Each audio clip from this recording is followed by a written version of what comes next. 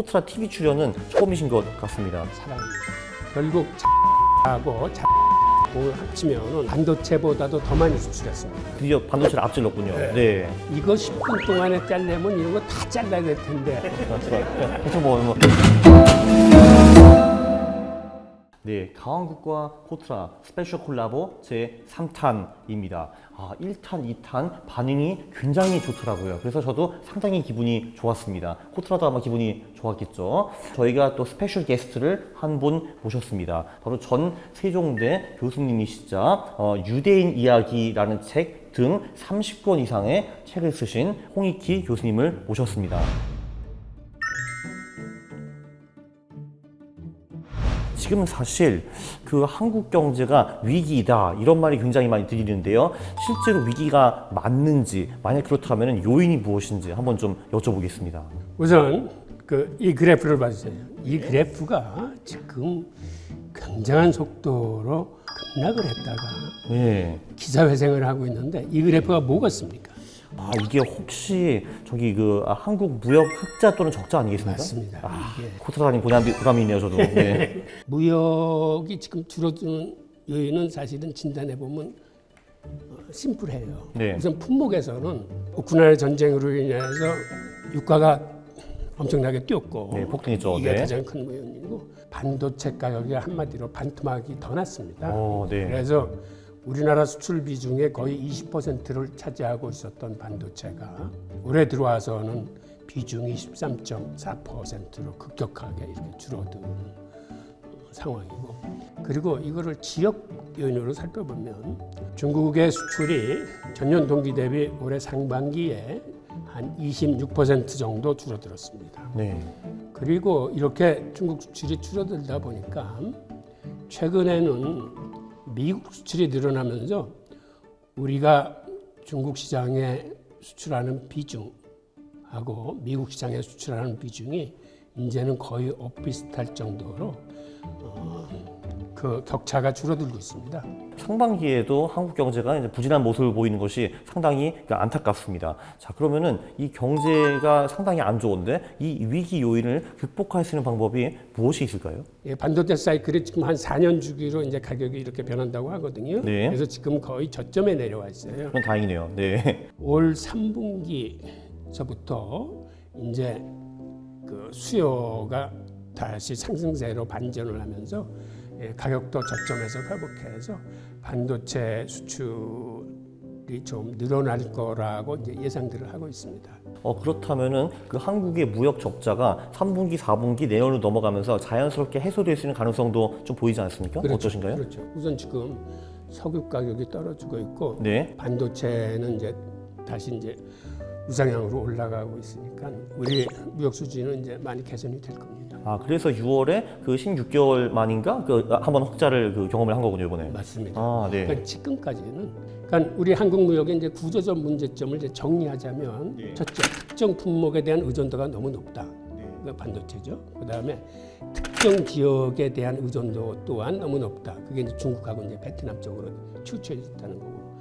그러니까 결국 해결책은 품목을 반도체 외로 이제 다양화하는 거하고 수출 지역도 중국과 베트남 의존도를 벗어나기 위해서 이제 다변화하는 이제 그런 방법이 있겠죠. 저희가 이제 반도체 너무 치우쳐져 있으니까 딴 것도 수출을 더 많이 해야 된다. 이게 결론일 것 같은데 그 딴 품목이 어딜까요? 한 3개 정도가 보입니다. 예. 하나는 지금 자동차입니다. 지금 이렇게 수출이 힘든데도 올 상반기에 자동차 수출은 자그마치 46.5%가 급증했어요. 진짜 전혀 몰랐네요, 저는.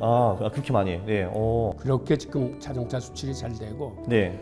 결국 자동차하고 자동차 부품을 합치면은 반도체보다도 더 많이 수출했습니다. 그러니까 드디어 반도체를 앞질렀군요. 네. 네. 향후 우리나라 수출 유망 품목은 자동차, 그 중에서도 전기차가 이제 아주 유망한 품목으로 꼽히고 있고, 그 다음에는 바이오 헬스하고 이제 2차 전지 분야예요. 예, 네.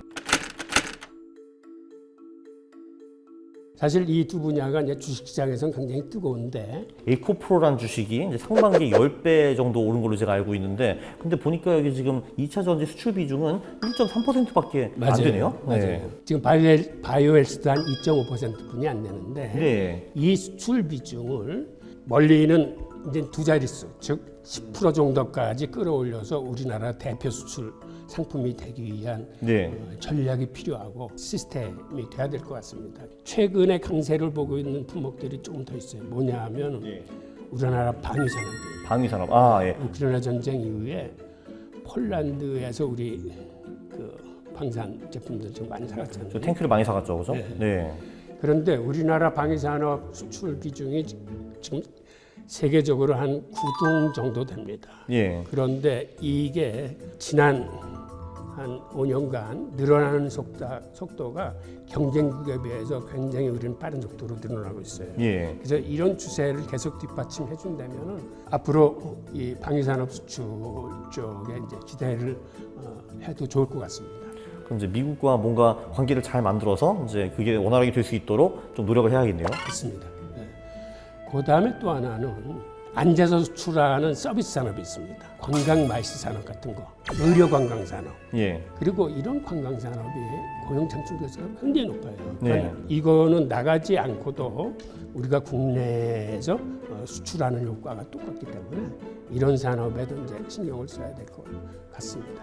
그리고 예를 들면은 제가 최근에 독일에 갔다 왔는데 거기는 10대 애들이 그 K-pop 밴드 이름들을 다 꿰뚫고 있다라고 합니다. 그러니까 한국의 이미지도 엄청 좋아지고 쟤네들 피부 좋네 해가지고 한국에 오는 사람들도 있을 것 같고요. 예, 다 굉장히 유망한 산업일 것 같습니다. 말씀하신 대로 K-팝이 우리 수출에 미치는 영향이 굉장히 큽니다. 그렇죠. 이미지도 그렇고요. 네. 외국에서는 지금도 콘텐츠 수출 산업이나 이런 걸 많이 하고 계신데 지금의 시스템은 예를 들어서 넷플릭스에서 하청을 받는다거나 이래서 콘텐츠를 제공하는 이런 시스템인데 이제는 그런 거를 해외로 쏠 수 있는 플랫폼이나 스트리밍 서비스 체제를 동시에 같이 구축을 해야 될 것 같아요. 우리 그릇에 담아서 이렇게 팔 수 있는 장기적인 관점에서 그런 쪽으로 공을 좀 들여야 될 것 같습니다. 한국에서 만들어진다 그런 인지도가 굉장히 강하기 때문에 이도 충분히 시도를 해보는 게 어떨까 싶습니다. 일단 저부터 빨리 영어로 유튜브를 만들어야겠네요. 콘텐츠 수출을 해야 되겠네요. 사실 국가도 굉장히 중요하죠. 조금 전에 우리 수출이 아무래도 많이 중국과 베트남에 치우쳐져 있다 하면은 당연히 다른 곳으로 진출해야 된다라는 이제 의미가 되는 건데 그 다른 곳이 어디가 되면 좋겠습니까? 좋은 지적인데 제 1순위를 꼽는 게 인도입니다. 인도. 네. 우선 인도는 인구 면에서 이제는 중국을 추월해서 세계 최대 국가예요. 네. 그리고 인도는 브릭스 동맹 체제에도 들어가 있고 미국의 아시아 태평양 그 전략 지역에도 들어가 있고 즉 서구와 그 공산국가의 즉 브릭스와의 양쪽 고리를 다 갖고 있는 나라가 돼서 네. 어느 쪽으로도 수출이 가능한 나라예요. 그렇죠. 네. 그다음에 인도의 강점은 뭐냐면 소프트웨어 강국입니다. 네. 그러니까 지금 아시다시피 실리콘밸리에 인도인들의 진출이 놀라울 정도로 많고 그 중에서 성공한 기업인들도 많이 나와요. 마이크로소프트와 구글 이런 데 CEO가 다 인도 사람들이잖아요. 이거 사실 굉장히 놀라운 거죠. 그 미국 사회에 들어가서 거기서 이제 최대 기업의 CEO까지 갔다라는 거. 이것만 봐도 얼마나 잠재력이 큰지 알 수가 있고요. 제2의 인도로 불릴 수 있는 방글라데시라든가 예. 그다음에 말레이시아 예. 이런 쪽으로 좀 외연을 확대해야 됩니다. 그리고 마지막으로는 중남미 거점 시장이자 나프타의 중심 국가인 멕시코 같은 데도 좀 신경 써야 되고 네. 그다음에 제가 추천하고 싶은 나라가 이스라엘. 이스라엘이요. 네. 예. 이스라엘은 사실은 스타트업이나 이 바이오 헬스 산업의 성지입니다.